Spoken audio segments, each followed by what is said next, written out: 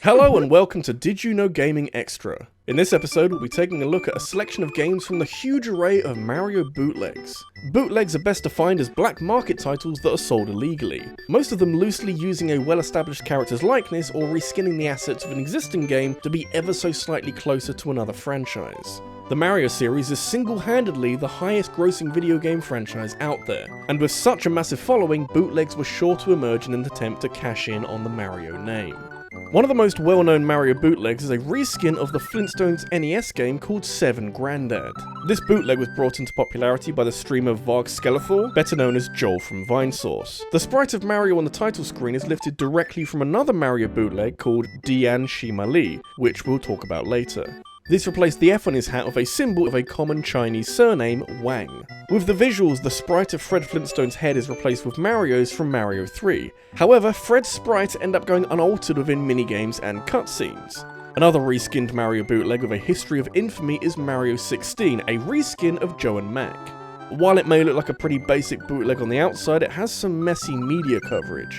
Dendy, the New Reality, a TV show covering video games in Russia, covered Mario 16 in detail in its 9th episode. The bootleg was given high praise for its visuals and music.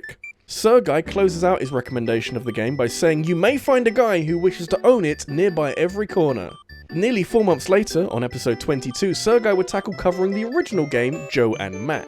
This may not seem like that big of a deal at first glance, but the network genuinely believed that Mario 16 was the original game and that Joe and Mac was the bootleg instead of vice versa.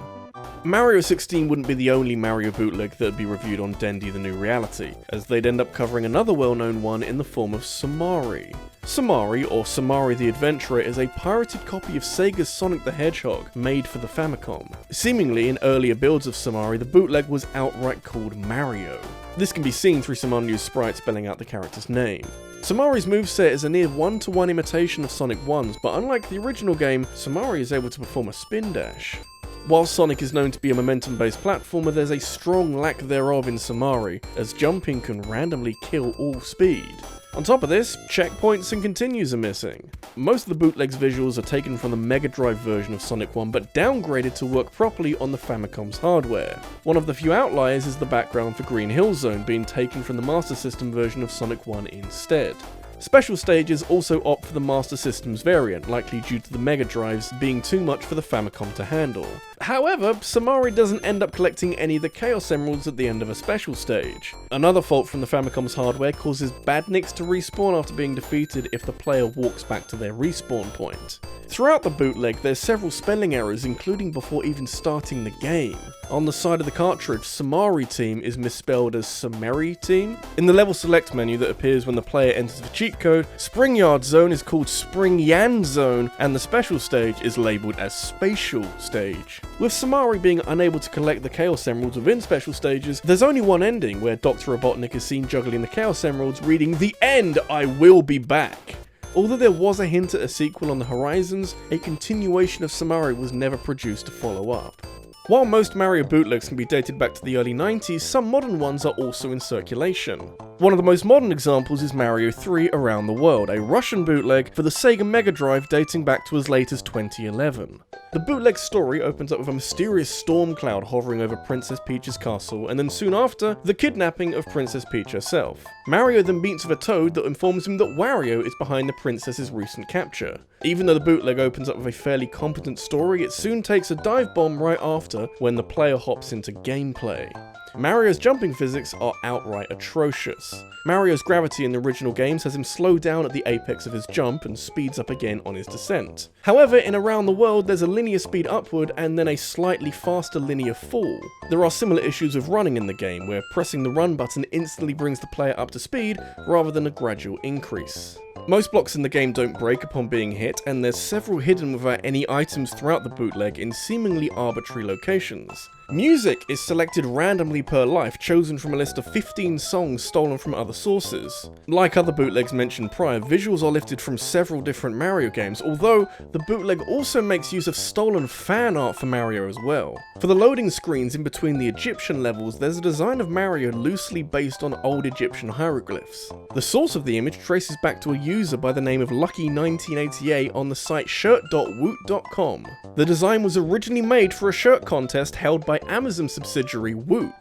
Art thievery doesn't end there with Mario 3, as the game has a visually gruesome continue screen with a piranha plant's teeth covered in blood and Mario's hat off to the side. This design can be traced back to a pixelized user named Bibs, originally made for a Photoshop contest where users had to creatively edit a picture of grape tomatoes. If the player runs out of continues, they'll be met with an unsettling image of Princess Peach's castle, and a rather blunt message of "you failed to save the princess. Without the princess, the Mushroom Kingdom is doomed."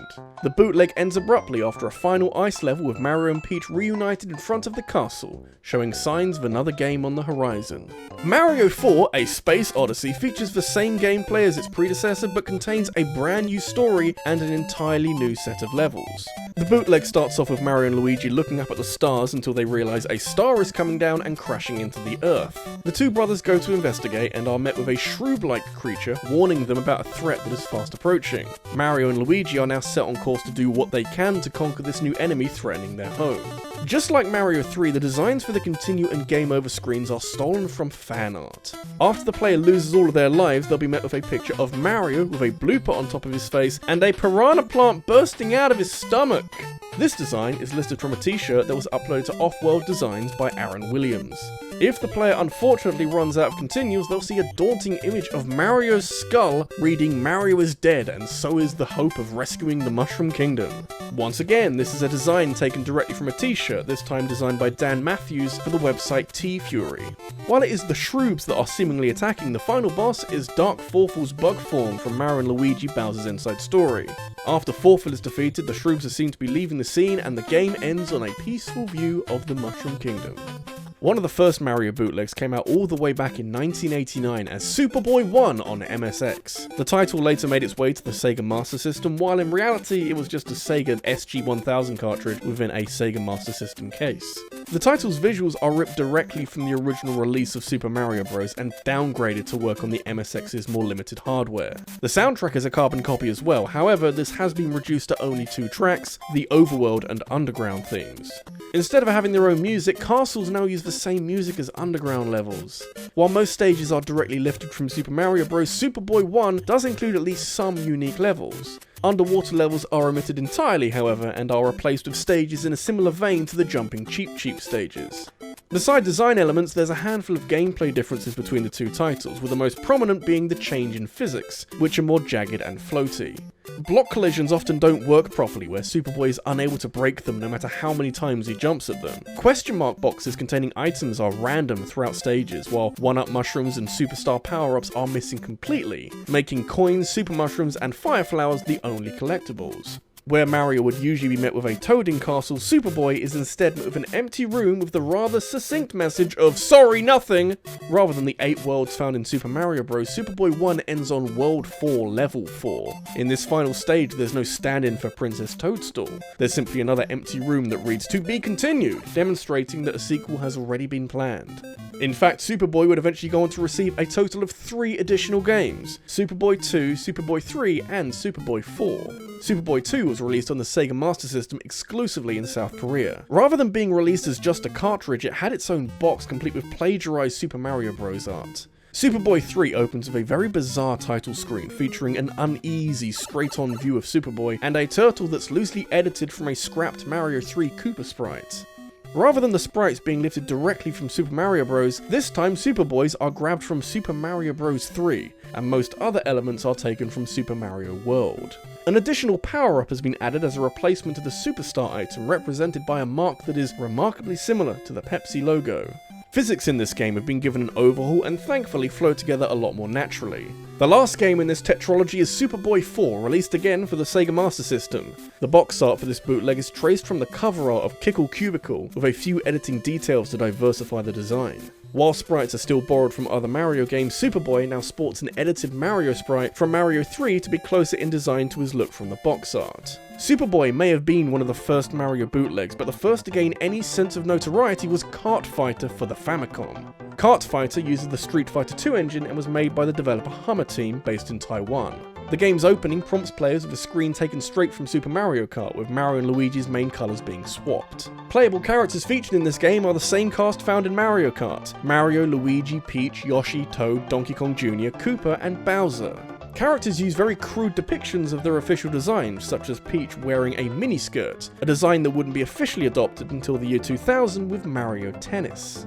Art of the fighters is entirely custom and surprisingly detailed for a bootleg, but backgrounds are stolen from other games such as Little Nemo the Dream Master, Mario and Wario, and Super Mario Kart. Music follows a similar trend, being mostly 8-bit renditions of music from Mario and Wario and, again, Super Mario Kart. All characters sport traditional input commands, though 2 of Luigi's are impossible for a player to perform and can only be utilised by an AI player. Kart Fighter is seemingly built over another bootleg that uses the Street Fighter 2 engine, Mortal Kombat 2. That then goes down even deeper, with Mortal Kombat 2 being based on another bootleg, Master Fighter 6, and finally the original base of Street Fighter 2. This can be seen with the game containing leftover values in the code pointing towards Shang Tsung, Balrog, E-Honda, and Ken. For a bootleg, Kart Fighter actually received a surprisingly positive reception from the public, with reviewers highlighting the music being adapted to the system fairly well, the originality in the design, and the distinct lack of bugs. Another Mario bootleg from Taiwan is Diane Shimali, a title heavily based on Taiwanese Xiao Mali gambling machines. The name of these machines alone holds a literal translation of Small Mario. This is because most of these real-life machines have images of Mario plastered across the screen. While still a loose caricature of Mario, Diane Shimali opts in for a character named Fortran, a name given to the character based on an unused sprite found within the game's data that shows a similar logo to the one found on the character's hat. Gameplay of the bootleg follows a roulette-like betting system in which the player can increase their bet based on a range of symbols, each with a different multiplier assigned per icon.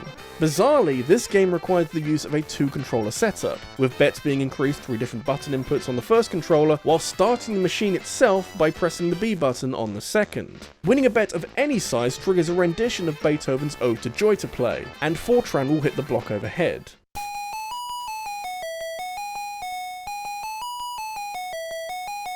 If the item in the box matches what the roulette landed on, the credits received in the current round will be doubled.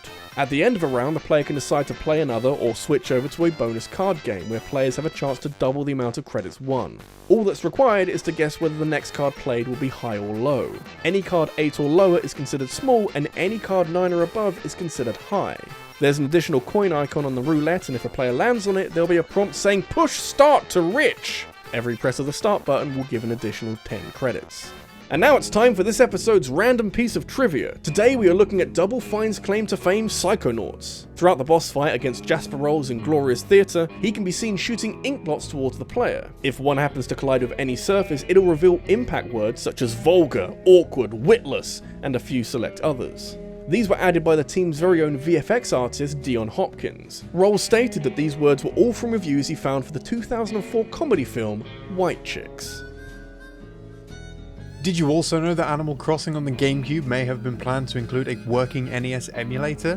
Or that China had an almost exact clone of Pokemon Go that features mythological creatures? For more facts, check out our videos on GameCube facts and Pokemon plagiarism. Thanks to rabbidluigi for lending his voice to this video. Be sure to check out his channel for more videos about video games.